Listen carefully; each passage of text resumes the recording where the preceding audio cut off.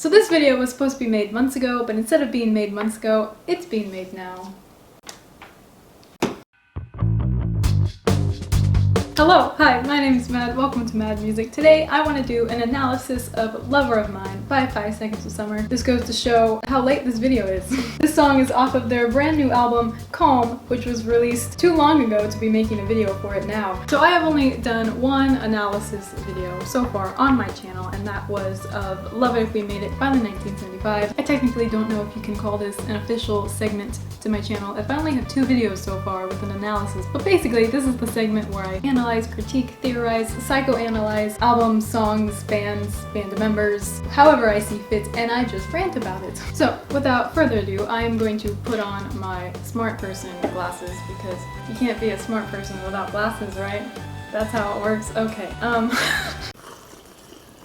I am glad that wasn't boiling, because if it was boiling I would have to sue whoever made that, which would be awkward because that would be me. Okay, Lover of Mine by 5 Seconds of Summer. Alright, so they open this song picking up an acoustic. Except it sounds like a piano. They open the song picking up a piano. If you know where these jokes are from, thank you. That will save a lot of awkwardness. Okay, so I've written down my thoughts on each of the lyrics, on the musicality of the music, and like I said before, I'm just going to rant about it. So, the opening line, Lover of Mine, maybe will take some time. It sounds like a breakup to me, and I don't like that, so I'm just going to dismiss that part of it. So I think of this as them just taking time to know each other more, just to be more comfortable, whatever, you know, just furthering your relationship, basically. Then we have Kaleidoscope Mind Gets in the Way. So I'm a very visual person, so I think of this like literally just thinking about a kaleidoscope. You know, you see a bunch of different colors, you see the fragments of colors, you know, and if you twist the kaleidoscope, it gets even more weird and different patterns. You get the idea. So I just think of this as like fragments of thoughts, trouble concentrating, right? They're just bombarded, they're overwhelmed. As you twist the kaleidoscope, one thought turns into a ton. Hope and I pray, darling, that you will stay. This is just a general feeling, you know? I think that's pretty universal. This next line I love. Butterfly lies, chase them away. This I could see in a few different ways.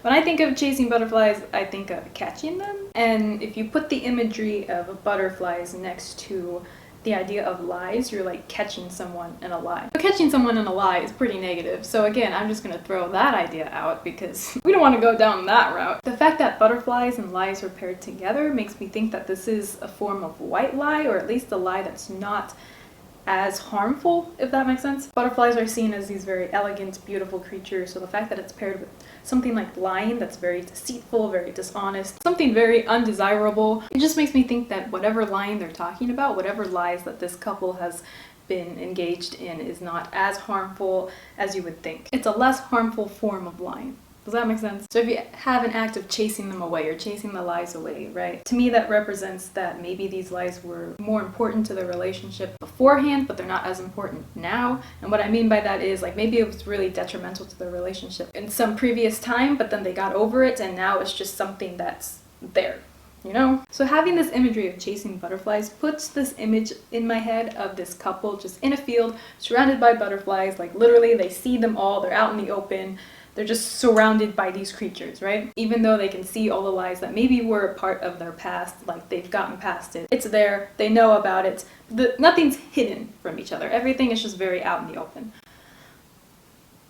You know? So it makes me think of a nice twist to lies. If those lies are known and out there, not hidden, you know, it's a very like, maybe they lied in the past, but they know of it now and it's not deceitful. Does that make sense? And they can chase those butterfly lies away because they're no longer important. They know about it, so whatever. Okay, so now we get to the part of the song that is my favorite, lyrics-wise and musicality-wise and vocal-wise and just everything wise. So we get to the part where Luke sings, dance around the living room, lose me in the sight of you. And we'll get to the next little lyrics. I know, I keep splitting up every single lyric in the song. It's just good. So you have this line, dance around the living room, they're doing something, maybe something that they do every day, something very casual. If they do that every day, then it's not out of the ordinary to do that. However, then he follows it with, lose me in the sight of you. Now, if this was something every day, something normal that they do, you probably don't lose yourself in the sight of somebody else every single day. So to explain this, do you know that feeling when you love someone where it's not necessarily that every day you love them less, or that compared to this moment you have loved them less. But you just get these certain moments where you just walk into a room and you see them and you're just like, oh my god, that's the person, that's you, like you're the thing that I love. You know that feeling? Like you might not feel it all the time with family, friends, relationships, whatever, but sometimes you just get these moments of just like, they're great. I love that person. They're wonderful, you know? And so not feeling that feeling, or not getting those moments every single day, is not an indicator that you love them any less, but it's just that you've grown comfortable with that feeling. You've grown accustomed to how you feel about them. And so sometimes you'll get these waves of like, oh yeah, this is how, like, this is how I feel. But since you've grown used to it, like, that's the best I can't explain it. Okay.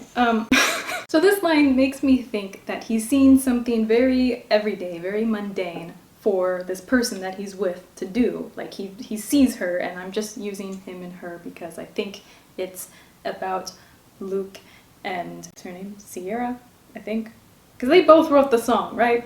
Am I getting that wrong? I think they both wrote the song, okay? So I'm using he and her pronouns just for simplicity of who wrote the song. Not any heteronormativity agenda here, just for the fact of who wrote it. So this makes me think that he's stopping in his tracks, just seeing her do something very everyday, very mundane, you know, he's used to it, but he just all of a sudden gets this feeling of like, oh yeah, like you, that's you, like this is the person, you know? So then he says this line, I've seen the red, I've seen the blue, meaning he knows her character, he loves all of his colors, he's seen every side of her, you know, he's seen probably the good, the bad, everything in between, and he still values her, he still loves her just the same, maybe even more, because they know each other, right? Just shows he knows her, he knows every side of her, whatever. Why is this so hard to explain? Then this part is so cool, okay? Because you kind of have this rhythm of the lyrics. Dance around the living room, lose me on the side of you. I've seen the red, I've seen the blue. Take all of me. And he has this weird, like,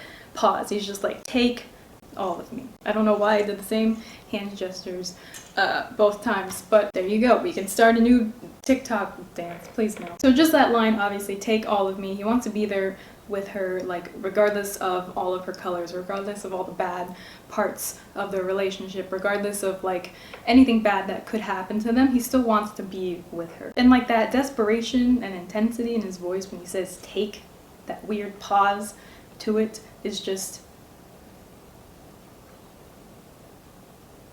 great. It's good. And I absolutely love the music in the background. There's, like, I don't know music theory, so I can't really explain it, but there's just these chords that just build up and build up and build up and build up until he says, take all of me, and then it builds up again for the second part. Because the lyrics are kind of split in between two different parts. So you have dance around the living room, lose me on the side of you, I've seen the red, I've seen the blue, take all of me, and then it starts over again. Deep to where your secrets hide, where we've been 1,000 times, swallow every single line, take all of me. And it's great, it's wonderful, I can't. Alright, so then we get into the chorus. And the chorus starts with the lines, I'll never give you away, because I've already made that mistake. If my name never fell off your lips again, I know it'd be such a shame. The line that confuses me, so he says, I'll never give you away because I've already made that mistake. That makes me feel like it is a falling out, or there has been some sort of breakup in the past, but I'm just going to think of it as he's imagined what his life would be like without her in it, and he knows for sure that he doesn't want that. Continuing, he imagines, like, if my name never fell off your lips again, I know it'd be such a shame. Like, if they never spoke to each other again, if they did break up, like, if they just were out of each other's lives, like, he would be unhappy, and he doesn't want that. He wants to be with her. I don't know where I'm going, but I'm going somewhere. The chorus continues with the lines, when I take a look at my life and all of my crimes, you're the only thing that I think I got right. So again, this could represent a falling out and him, like, going back to her and realizing the mistakes that he's made giving her up, or just him imagining that scenario and knowing for sure that he doesn't want to give her up. And the last line of the chorus echoes kind of the first part. He says again, I'll never give you away because I've already made that mistake. And like I said, this could just be him imagining that mistake, imagining what his life would be like without her and knowing he doesn't want that. Or all of this could mean that maybe in the relationship he has already given up and he's essentially like stopped trying while they're still in the relationship, and maybe all of that has caused their hardship up until this point. You know, like maybe that's the hardship that they're getting past in this moment, and right now he's realizing that like, oh, I've been dumb, like I haven't been trying right now when I should have, and like ultimately he wants to try, and so they're getting past that moment. This whole song could be split up into two different scenarios. I'm just taking the more positive one, the more cutesy one, because why not? 2020 is a train wreck anyway, so why not make it the most positive thing that you can, you know?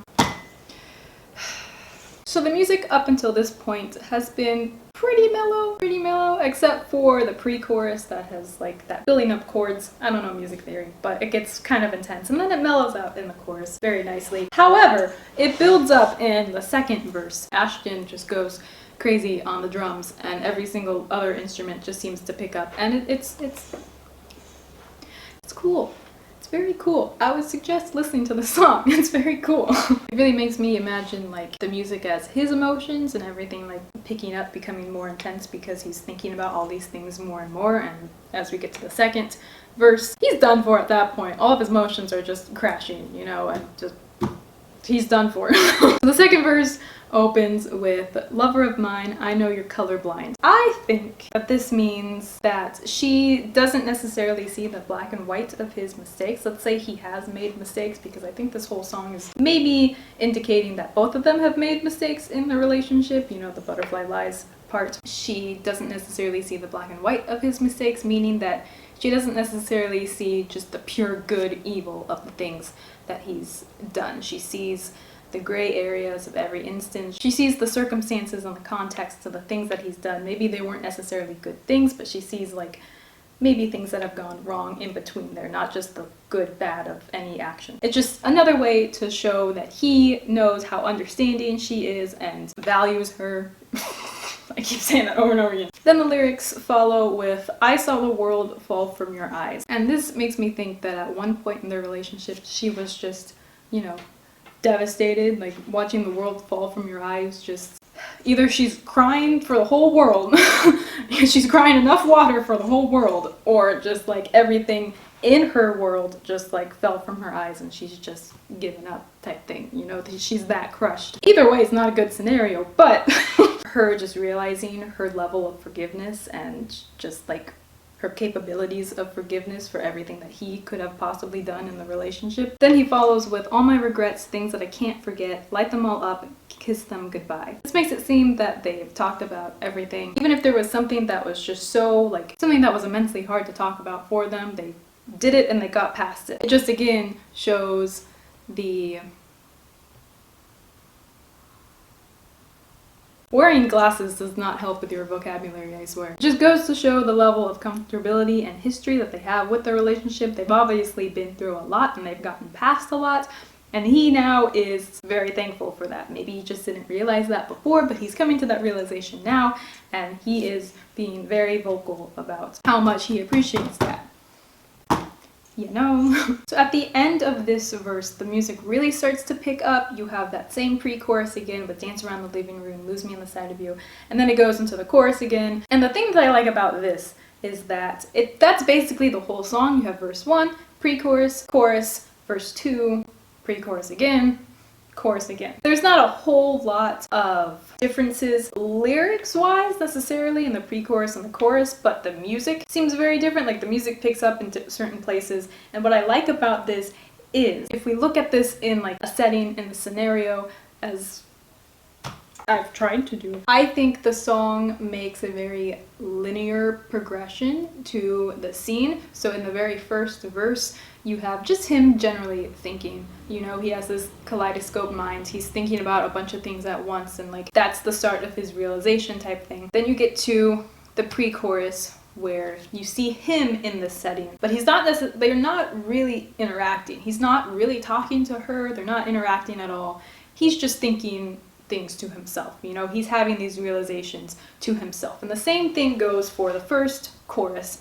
He's again internally thinking about these things. He hasn't told her these things yet, you know? But what I love about the second verse is that in my mind, this is him sitting down with her. He's telling these things to her now directly. Lover of mine, I know you're colorblind, all of that, all the way until that chorus. So all the things that he's thought about in the pre-chorus and chorus, now starting with verse 2, he's actively talking about these things with her and he's telling her all of his thoughts and feelings. And in this way, I like how the lines repeat word for word in the pre-chorus and the chorus, because it shows like he's telling her stuff in the second verse, then he's telling her word for word all of his thoughts and feelings in the pre-chorus and the chorus. And after the second chorus, when he's telling her everything, there's really like nothing else lyrically to the song, like at all. It kind of just, you know, goes away. You have this really like sentimental musical part. The music picks up, it seems very emotional, very sentimental, you know? And what I like about this is I think of it as them having like their own special emotional moment, them seeing eye to eye about all of his feelings, maybe all of her feelings, finally them like connecting. That's how I view this song, is it starts out with him just all in his head, his emotions, everything, until him finally opening up to her and then having that special moment of becoming even more close. Alright, so that was my analysis of Lover of Mine by 5 Seconds of Summer off of their new album, Calm. Go buy Calm. It will not make you calm because it's so good. It will make you very excited, okay? Which is probably like the direct opposite of calm. Is it an antonym? Thank you for watching my analysis of Lover of Mine by 5 Seconds of Summer. That's all I have for you today. Stay summery, you little lovers. Bye-bye.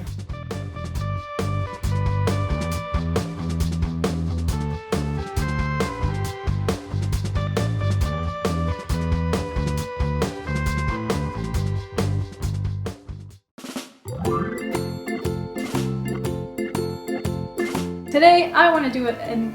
What am I doing? No one knows.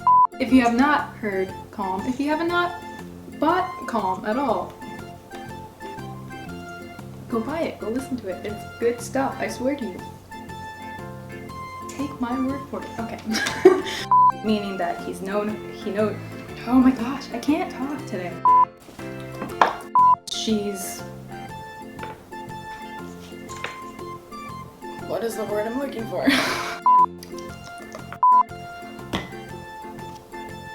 Okay,